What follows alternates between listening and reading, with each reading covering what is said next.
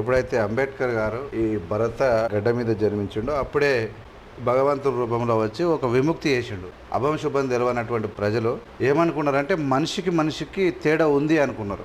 ఎవరు సృష్టించారు ఇవి అంటే దుర్మార్గుడైనటువంటి ఒక నీచమైనటువంటి మానవుడు సృష్టించినటువంటి ఒక దౌర్భాగ్యమైనటువంటి పరిస్థితులనే ఈనాడు నిజం అనుకొని ఒక మనిషి అంటరాని వాడయ్యండు, ఒక మనిషి గొప్పవాడయ్యండు పుట్టుకతోనే. ఈ భూమి మీద ప్రపంచంలో ఏ దేశంలో కూడా ఈ దుర్మార్గం లేదు. ఎందుకు వచ్చిర్రు, ఎందుకు ఇట్లా తయారయ్యిందంటే అంబేద్కర్ గారు ఈ దేశంలో ఉద్భవించినప్పుడే సూర్యుడు ఉదయించినప్పుడు మంచు బిందువులు ఏ విధంగా అయితే మాయమైతాయో, సూర్యుడు ఉదయించినప్పుడు అనేక రకాలైనటువంటి చెట్లు సూర్యరశ్మి ద్వారా పత్రహరితాన్ని తయారు చేసుకుంటాయో ఆ విధమైనటువంటి ఇబ్బందులకు గురై అవమానాలకు గురై మానవ జీవితం కొనసాగించడమే ఇబ్బంది అయినటువంటి పరిస్థితుల్లో పుట్టినటువంటి ఆ భగవంతుడే డాక్టర్ బిఆర్ అంబేద్కర్. ప్రపంచ దేశాలన్నీ ఇలాంటి మనిషి ఈ భూమి మీద పుట్టాడని, ఎన్నో కష్టాలు పడ్డాడని, అనేక చదువులు చదివాడని ఈ దేశంలో ప్రముఖమైనటువంటి యూనివర్సిటీలు అంబేద్కర్ గారి చేత లైబ్రరీల ముందు, యూనివర్సిటీల ముందు అంబేద్కర్ గారి విగ్రహాలు పెట్టుకొని వాళ్ళు పూజిస్తున్నటువంటిది విధానానికి నిజంగా భారత్ గర్వపడాలి. ఇలా అజ్ఞానం అనేటువంటి అంటే జ్ఞానం కన్నా మించింది ఇంకొకటి లేదు. ఈ అజ్ఞానులు చాలా మంది ఇంకా కూడా అక్కడ ఆ చోట ఈ చోట ఎక్కడో కొన్ని ప్రాంతాల్లో అజ్ఞానులు అనేవాళ్ళు ఉన్నారు. అజ్ఞానం అనేది ఏం చేస్తుందంటే మనిషిని మూర్ఖత్వంలోకి నెట్టుతుంది. మూర్ఖుడు ఏం చేస్తాడంటే కులం మతం పట్టుకొని పీకులాడుతూ ఉంటాడు. వాడు తక్కువ కులం కాడు కాబట్టి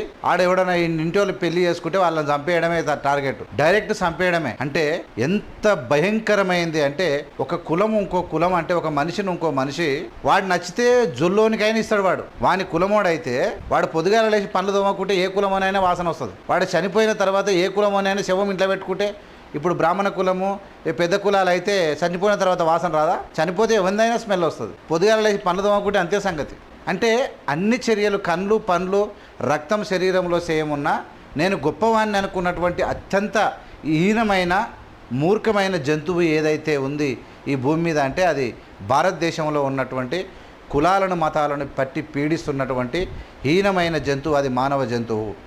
ఇలా మనుషుల్లాగా బతకాలంటే మనుషులంతా సమానంగా బతికేటువంటి అవకాశాలు ఎన్ని రకాల దేవాలో అన్ని రకాలు తెచ్చాడు. 2 సంవత్సరాల 18 నెలల 11 రోజులు నిర్విరామమైనటువంటి కృషి ద్వారా ఇలా ఎంతోమంది అందులో సభ్యులుగా ఉన్న ఎవరు పనిచేయకపోయినా ప్రపంచ దేశాలు తిరిగి పిహెచ్డి చేసి ఫిలాసఫీ తెలుసుకొని ఈ దేశంలో అంత తిరిగి ఎన్ని మతాలు ఉన్నాయి, ఎన్ని పేద వర్గాలు ఉన్నాయి, ఎన్ని కులాలు ఉన్నాయి, వీళ్ళకన్నీ ఎలాంటి అవకాశాలు వేయాలి, భవిష్యత్తులో ఈ భారతదేశములో ఉన్నటువంటి ప్రభుత్వాలు ఎట్లా పాలించాలి, కోర్టులు ఎలాంటి న్యాయం చెప్పాలి, పోలీస్ స్టేషన్లు ఎలా పనిచేయాలి, ఎమ్మెల్యేలు ఏం చేయాలి, అద్భుతమైనటువంటి సూచనలు చేసినటువంటి డాక్టర్ బిఆర్ అంబేద్కర్ గారు ఈ దేశాన్ని ఆల్మోస్ట్ స్వర్గసీమగా మార్చడానికి ఆయన చేసినటువంటి కృషి అంతా ఇంత కాదు. ఈనాటికి ఇంకా ఏంటికి వణికిరానోడు, మంది పుట్ట కొడితే తప్ప మందిని ముంచితే తప్ప బతకలేని మూర్ఖులు కూడా అంబేద్కర్ మన కులం కాదు కాబట్టి మనం దండేయొద్దనేటువంటి దుర్మార్గమైన ఆలోచనలో ఉన్న వాళ్ళకు ఈ దేశ ప్రజలు చెప్పుతోని కొట్టినంత పనిచేయాలి. అంబేద్కర్ గారు కనబడితేనే పూలదండేసి దండం పెట్టుకోవాల్సినటువంటి అవసరం ఈ దేశ ప్రజలకు అందరికీ ఉంది. ఆయన ఒక సూర్యుడై వెలిగి సూర్యుడి చేత చెట్లు ఏ విధంగా, ఈ జీవరాశులు ఏ విధంగా సూర్యరశ్మి ద్వారా పండేటువంటి పంటల నుంచి వచ్చే ఆహార పదార్థాలు తింటున్నాయో ఈ దేశంలో ఉన్నటువంటి మూర్ఖత్వాన్ని అజ్ఞానాన్ని పోడగొట్టి మనుషులంతా సమానం కావడానికి అహర్నిశలు కృషి చేసినటువంటి గొప్ప మహోన్నతమైనటువంటి మహాపురుషుడే doctor Babasaheb Ambedkar.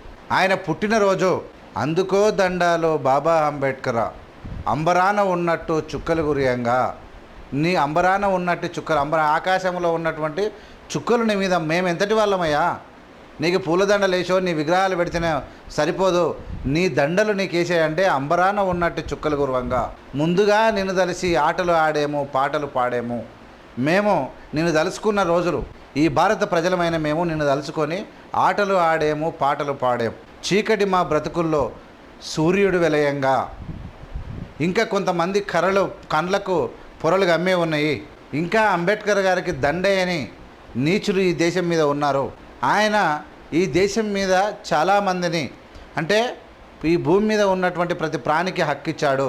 We the people of India having solemnly resolve to constitute India into a sovereign socialist secular democratic and republic అన్నాడు. భారత ప్రజలమైనటువంటి మేము అందరం అన్నాడు. కానీ కొందరు మాత్రమే అంబేద్కర్ గారు ఆయన ఆ కులం, ఆయన మాల కులం, ఈయన ఈ కులం అని చెప్పి అంటే విషం అనేది అట్లా ఉంటుంది అన్నమాట వీళ్ళ చేతిలో. అందరికీ ఓటు హక్కు ఇచ్చిండు, ప్రపంచ దేశాలు కొనియాడుతున్నాయి. అంటే ఆయన యొక్క గొప్పతనం వీళ్ళకి అవసరం లేదు, ఆయన కులం అవసరం.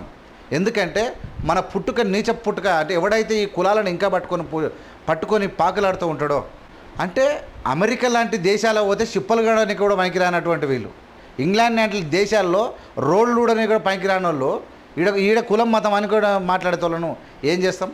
కాబట్టే అంబేద్కర్ గారు పార్లమెంట్లో ఉన్నటువంటి విధానాల గురించి కానీ, అసెంబ్లీ గురించి కానీ, హైకోర్టుల గురించి కానీ, సుప్రీంకోర్టుల గురించి కానీ, కలెక్టరేట్ల గురించి కానీ, న్యాయస్థానాల గురించి అనేక రకాలుగా ఆర్థిక వ్యవస్థ ఈ దేశంలో ఎట్లా ఉండాలి, మనుషులు తోటి మనిషిని ఎట్లా గౌరవించాలి, భారతదేశం ఎట్లా ఎదగాలి, ఒక్కటి కాదు అనేక సంస్కరణలు చేసి ఈ దేశాన్ని తీర్చిదిద్దుకోమని మన చేతిలో పెట్టి, ఆయన మానవ జీవితం కాబట్టి ఎవరైనా పుట్టినవాడు గిట్టక తప్పదు కాబట్టి మానవ జీవితం నుంచి వైదొలిగినటువంటి మహోన్నతమైనటువంటి వ్యక్తి డాక్టర్ బాబాసాహెబ్ అంబేద్కర్. అలాంటి మహా వ్యక్తి చెప్పినటువంటి అడుగుజాడల్లో ఈ దేశం మ్యాక్సిమం నడుస్తుందంటే నడుస్తలేదు. చాలా మార్పులు రావాలి, యూనిటీ రావాలి, మతం పరంగా కులం పరంగా కొట్లాటలు పోవాలి. కులాలు అనేక రకాల కులాల మతాల సమూహమే ఈ భారతదేశం. కులాలున్నా మతాలున్నా మనమంతా భారతీయులం, మనమంతా కలిసిమెలిసి ఉండాలి. ఎవరు కూడా అంటరానితనం అనేటువంటి ఓవర్ యాక్షన్ చేయకూడదు. అంత సీన్ లేదు, ఎవరికి అంత సీన్ లేదు, గబ్బు వాసన తప్ప ఏం లేదు, అంత ఫీల్ కావాల్సిన అవసరం కూడా ఏం లేదు. కోస్తే ఉన్నది అదే అందరికీ చెప్పారు. అనేక రకాల పాటలు వచ్చినాయి అంబేద్కర్ గారి మీద.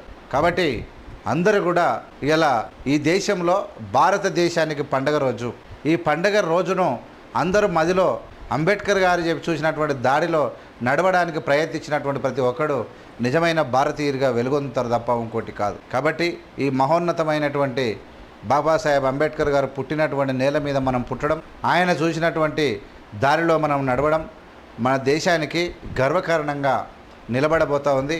మహిళలను ఎంత గౌరవించండి ఆయన. మహిళలకు రిజర్వేషన్ల కోసం, విద్య కోసం, మహిళల హక్కుల కోసం హిందూ కోడ్ బిల్లు పెట్టి తన పదవిని తృణప్రాయంగా మంత్రి పదవిని, ఇవాళ న్యాయశాఖ మంత్రి పదవిని తీసాడ పడేసిపోయినటువంటి మహోన్నతమైనటువంటి నాయకుడు, ఒక విజ్ఞాని, ఒక జ్ఞాన శిఖరం. కుటుంబాన్ని, ఈ దేశం కోసం తన కుటుంబాన్ని త్యాగం చేసినటువంటి మహోన్నతమైనటువంటి భగవంతుని స్వరూపమే బాబాసాహెబ్ అంబేద్కర్ గారు. కాబట్టి ఎవరన్నా అక్కడక్కడ మీ కళ్ళకు పొరలెక్కితే, కళ్ళ నిండా ఇంకా ఏందన్నా పెట్టుకుంటే ఒకసారి వెనకగా మళ్ళీ చూసుకోండి. మీ తాన ఉన్న గబ్బేందో వెనకకి మళ్ళీ చూసుకోండి. విషములో ఆ విష కౌగిట్లో ఉండకండి.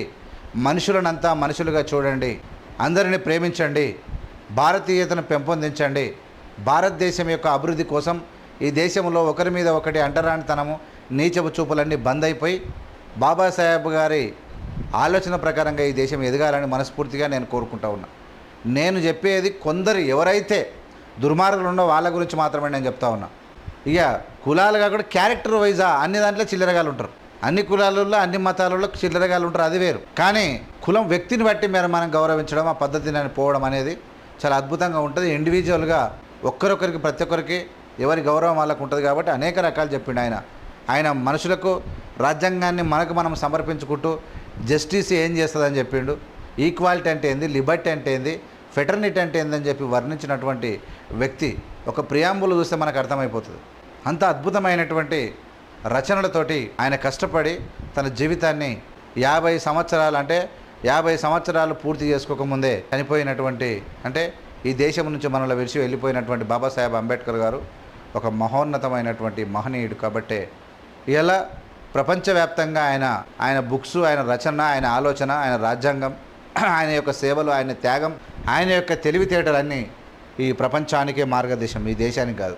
కాబట్టి ఇక్కడ ఎవరు ఇలా ఈ దేశం ఎట్లా ఏ విధంగా ముందుకు పోయినా అంబేద్కర్ గారి ఆలోచనల పరంగానే.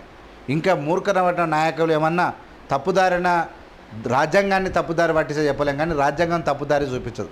రాజ్యాంగాన్ని తప్పుదారి పట్టేయడానికి ప్రయత్నం చేసే నాయకులు ఉండొచ్చు, కానీ ఎప్పటికి కూడా రాజ్యాంగం అనేది తప్పు చేయదు. ఎందుకంటే అలాంటి అద్భుతమైనటువంటి ఆలోచన కలిగినటువంటి అంబేద్కర్ గారు రాసినటువంటి రచనలు ఇంపార్టెంట్.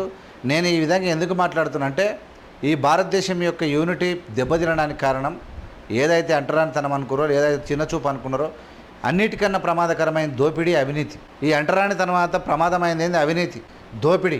ఇవి కూడా అత్యంత ప్రమాదకరమైనవి. అవినీతి, దయచేసి అవినీతి పరులను ఎంకరేజ్ చేయకండి. అవినీతి పరులను నిలదీయండి, మోసగాలను నిలదీయండి. అవినీతి అనేది ఈ దేశానికి చాలా గొడ్డలు పెట్టి లాంటిది. అవినీతి నాయకుడు ఎవడైనా ప్రమాదకరమే. శాతగాని నాయకుడు కూడా ప్రమాదకరమే. చదువుకోని నాయకులు కూడా ప్రమాదకరమే. వీళ్ళందరినీ ఒక కంట కనిపెట్టాలని చెప్పి ఇలా ఏప్రిల్ 14 బాబాసాహెబ్ అంబేద్కర్ గారి పుట్టినరోజు సందర్భంగా ఈ వీడియో చూసిన మీ అందరికీ హృదయపూర్వకమైనటువంటి ధన్యవాదాలు తెలియజేసుకుంటున్నాను.